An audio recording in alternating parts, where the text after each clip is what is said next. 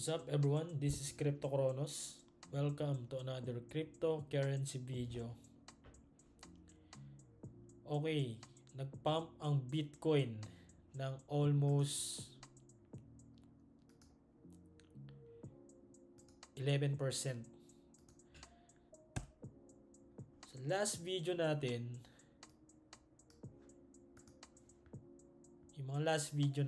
lagi na nating nababanggit yung Bitcoin, dire-diretso.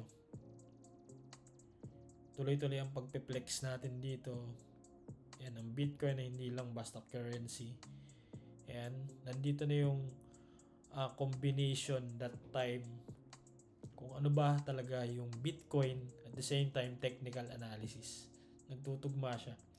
Bitcoin potential to set an all-time high before the end of the year. Based dito sa nangyari, almost inumpog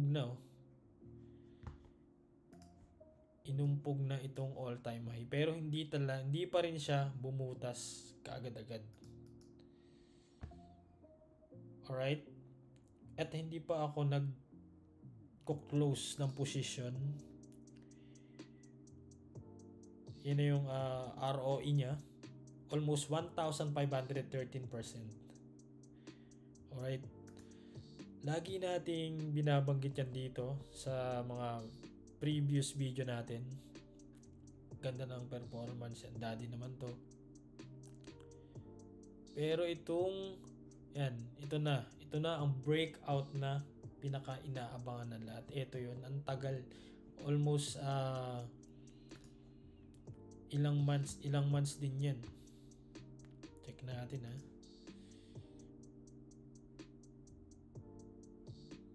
From here sa pinakamababa, ayan.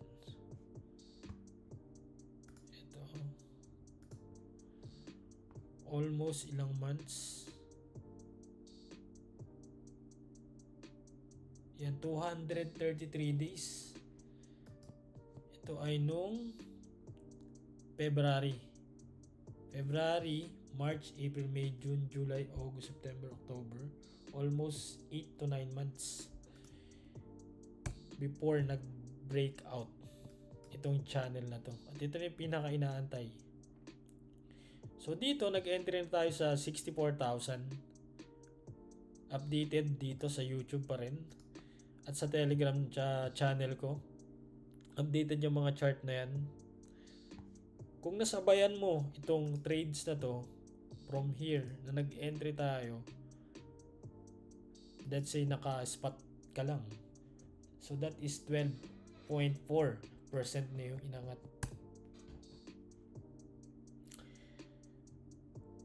Ngayon, anong plan ko dito? Ang plan ko dito,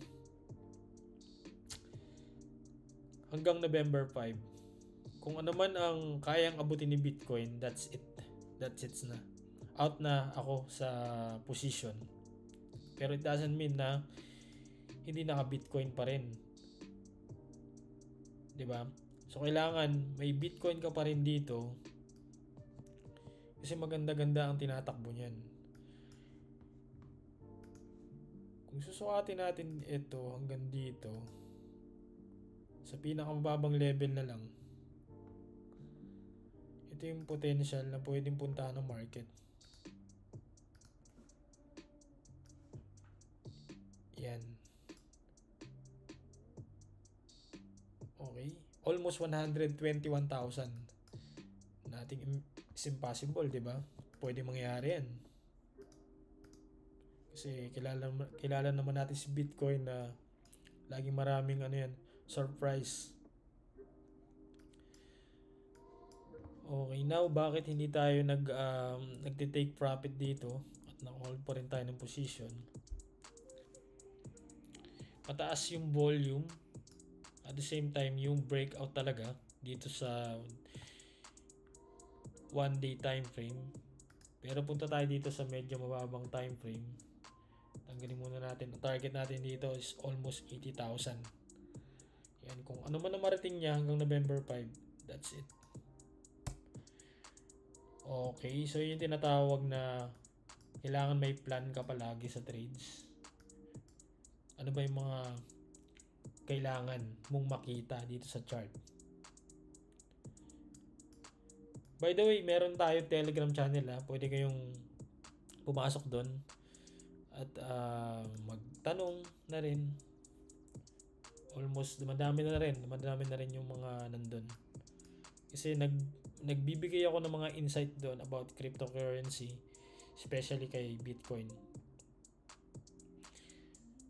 Okay, so balik tayo dito sa chart. Ano pansin ko dito sa 4 hours time frame? Paangat yung volume niya. Eto, yung volume. Yan. At mako-compare ko siya dito sa sistema na to. Okay, hanggang dito umangat din. At the same time, nagkaroon ng channel. So, pwedeng dito mangyari din yan pero maikling channel na lang. Maikling channel na lang din and then boom. Diba? Kaya ito potential talaga tong 80,000 na to bago mag November 5. Pero check natin, tingnan natin. Pero sa higher time frame, overall bullish pa rin ako dito. Sobrang bullish. Ayan. So yun lang yung update natin kay Bitcoin. Kung di ka pa nakasubscribe guys sa ating YouTube channel, you can subscribe. Andyan na lahat.